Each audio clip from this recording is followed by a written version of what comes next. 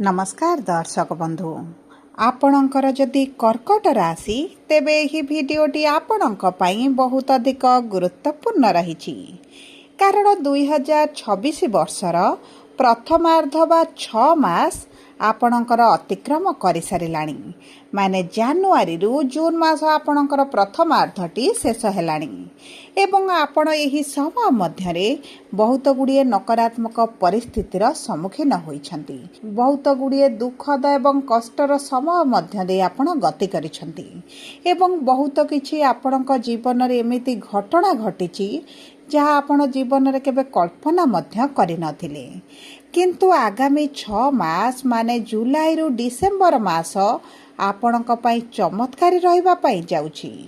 एई 6 मास मध्यरे ग्रह मानकर गोचर परिवर्तन आपणक सपक्षरे रहिबा पई जाउछि एवं किछि एभली घटना घटिबो जहा बदलाइबो आपणकर भाग्य आपणक जीवन रे आनिबो विराट परिवर्तन किंतु केबे घटिबो केउ मासरे घटिबो एवं केउ ग्रहक प्रभाव रे घटिबो ताहा एही वीडियो रे आगो को विस्तृत भाव रे आलोचना करिबा एवं सबुठारु बड़ चमत्कार हेउछि जेउ ग्रह गुडी को ज्योतिष शास्त्र अनुसार पापी ग्रह क्रूर ग्रह छाया ग्रह बोली कहा जाए जेमिति शनि राहु केतु एही ग्रह गुड़िक मध्य आपणकु एही 6 मास मध्यरे शुभाशुभ फल प्रदान करिवे सेतिपई आपण ध्यान देई देखंतु बुझंतु एवं निज जीवन रे परिवर्तन आनंतु देखंतु आजिर कार्यक्रमटी को 4 भाग रे विभाजित करा जाइछि।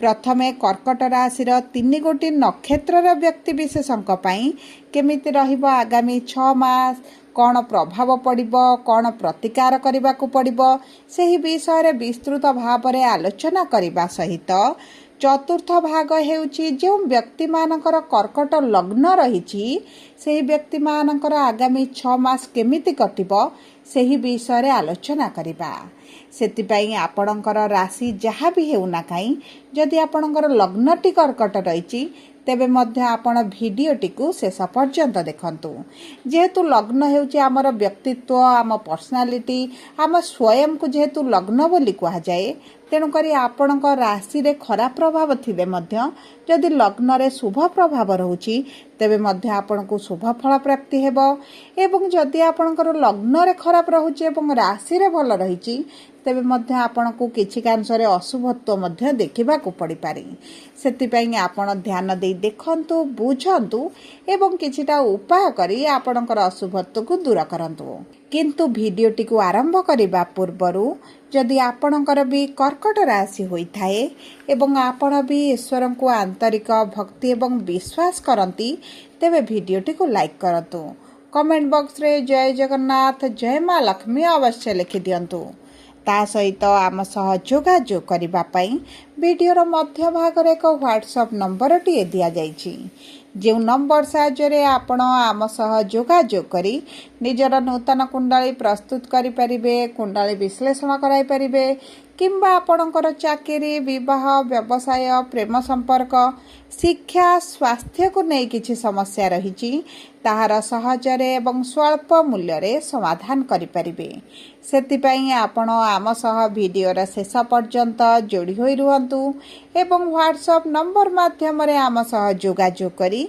खूब कम मूल्य रे आपणक समस्यार समाधान करंतु एबे आसंतु कार्यक्रमटी को आग को बढ़ाइबा एवं जानिबा कर्कट राशि व्यक्ति विशेषकर आगामी 6 मास केमिति रहिबो एवं उभय पापी ग्रह एवं शुभ ग्रहकर परिवर्तन आपणकु केउ समय मध्यरे शुभाशुभ फल प्रदान करिवे देखंतु एही जून मासरे गुरु उच्चस्थ होइछंती किंतु जुलाई मास 15 तारिख रु अगस्त मास 12 तारिख पर्यंत अस्त स्थिति रे रहिबे एवं शनि एही जुलाई मासरु बकरी रहिबे आगामी 135 दिन पर्यंत ता सहित राहु केतु दुईटी छाया ग्रह डिसेम्बर मास 5 तारिख दिन निज चलन रे परिवर्तन करिबा पई जाउछंती तेणुकरी यही मुख्य ग्रह गुड़िक आपणक जीवन में बहुत अधिक प्रभाव पकाइबे।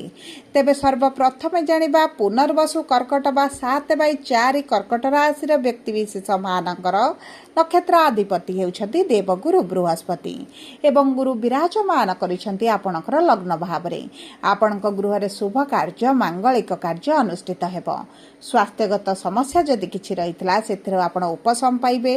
देखंतु आपणक राशि रे गुरु उच्चस्थ स्थिति रे विराजमान करिसन्ति एवं ता सहित जदि आपणकर विवाह पूर्व समस्या आसुथिला, विवाह होई पारुनी, विवाह रे विलंब देखुचंती, तेबे जेते प्रकारर आपणकर अशुभत्व थिला, समस्या थिला, बाधा थिला, ताहा सब दूर होइजिब। आगामी 1 वर्ष मध्य आपणक विवाह निश्चित भाव में होइजिब।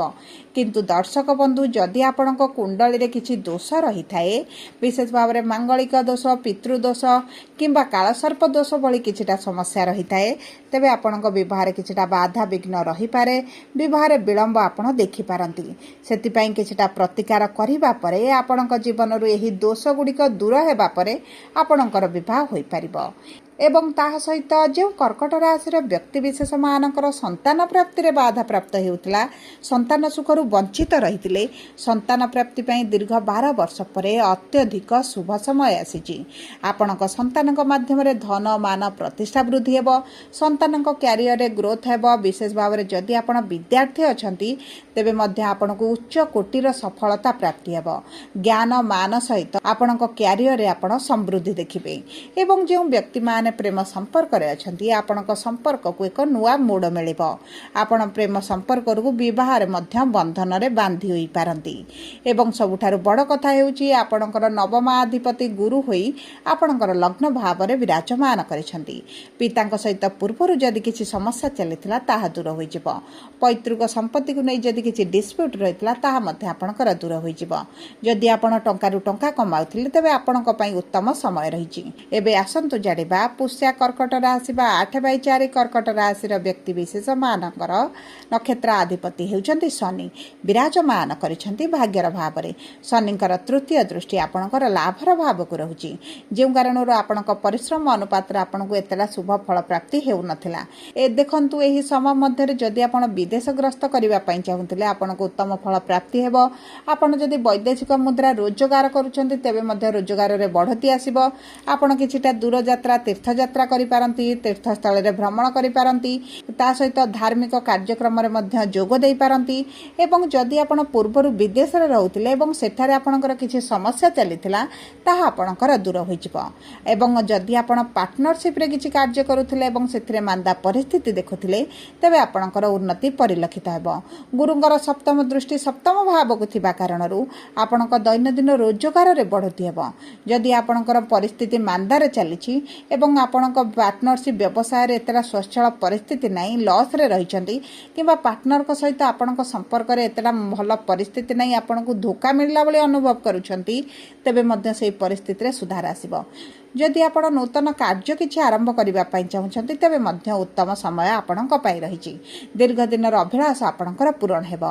मंगल आपणकर पंचम अधिपति होई सप्तम दृष्टि आपणक पंचम भाव को प्रदान करूछंती। आपणक प्रेम संपर्क हेउ, आपणक शिक्षा क्षेत्र हेउ, उभय क्षेत्र रे आपणको शुभ फल प्राप्ति हेबो। एबे आसंतु जानिबा अश्लेषा कर्कट राशि 9/4 कर्कट राशि रे व्यक्ति विशेष मानकर बुध हेउछंती नक्षत्र अधिपति। बुध आपणकर एही जुलाई मास रे स्थिति रे द्वादश भाव को गोचर करिवे। जदि आपण अर्थ संबंधित किछि कारोबार करूछंती एही समय मध्य रे न करिबा आपणक पई उत्तम रहिबो। आपणकर जदि किछिटा शेयर मार्केट ट्रेडिंग आपण टंका रु टंका कमाउछंती तेबे एही समयटे आपणक पई एतेटा शुभदायक रहिबो नाही। जदि आपण कोनोसी व्यवसाय करूछंती, कागज पत्र काम करूछंती, आपण जदि 2 थर पढिबा परे बुझिबा परे गुरुजन मानक ठारू एडवाइस नेबा परे कागज पत्र रे दस्तखत करंती तेबे आपणक पई अति उत्तम रहिबो। आपणकर धनर भाव रे केतु विराजमान करि एही समय मध्य आपणकर अर्थ रोजगार हेबो, किंतु आपण सेविंग करि परिबे नाही। आपणकर आय बढ़ी जिवो, व्यय कम रहिबो। एवं आपणकर अष्टम भाव रे राहु विराजमान करिथिबारु आपणको मिथ्या केस रे फसा जाई पारे, आपणको ऊपर मिथ्या आरोप लागि पारे, निंदा अपवादर सम्मुखीन मध्य होई पारंती। ता सहित आपणको स्वास्थ्य रे किछि ना किछि समस्या आपण देखि पारंती। मेडिकल रे किछिटा अर्थ आपणकर खर्च होई पारे, अजथारे बारंबार आपणको मेडिकल को दौड़ीबा को पड़ी पारे। एवं भाग्यर भाव रे शनि विराजमान करिथिबारु भाग्य बल आपणकर एतेटा आपको न मिल पारे किंतु गुरु जेहेतु आपणकर लग्नर भाव में अच्छा अगस्ट मास 12 तारिख पर गुरु उदय हेले आपणकर भाग्य बलवान होगा सहित आपणकर जो सब लिटिगेशन रे फसी पैतृक संपत्ति को नहीं किसी डिस्प्यूट चली से सब परिस्थिति आप बाहर को आसवे एवं जदि आप नूतन भाव में किसी कार्य आरंभ करने चाहते तेज आपन को उत्तम फल प्राप्ति है।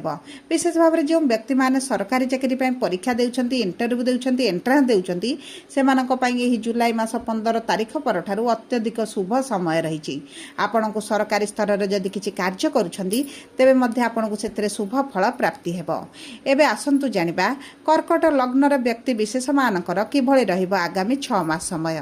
देखंतु कर्कट लग्नर व्यक्ति विशेष मानकर लग्नार भाव को गुरु विराजमान करिसंती एवं लग्नर भाव में गुरु विराजमान करबा क्षणी आपणकर किछिटा दीर्घ दिनर कार्य मध्य संपूर्ण हेबा आरंभ होइजिब। आपणकर शुभ कार्य मांगलिक कार्य हेबो संतान सुख प्राप्ति करिवार संतान सुख प्राप्ति करि पारंती शिक्षा क्षेत्र में समृद्धि हेबो भाग्य बलवान रहिबो मातांग स्वास्थ्य परिवर्तन सहित पितांग सहित जदि किछि समस्या चलितला ताहा दूर होइजिब एवं ता सहित जदि आपण विदेश ग्रस्त करिबा पई चाहुतिले तेबे भाग्य आपणक साथ देउची जदि आपण ट्रांसपोर्ट किंबा ऑनलाइन रिलेटेड किछि कार्य करूछंती तेबे मध्य आपणको उत्तम फल प्राप्ति हेबो।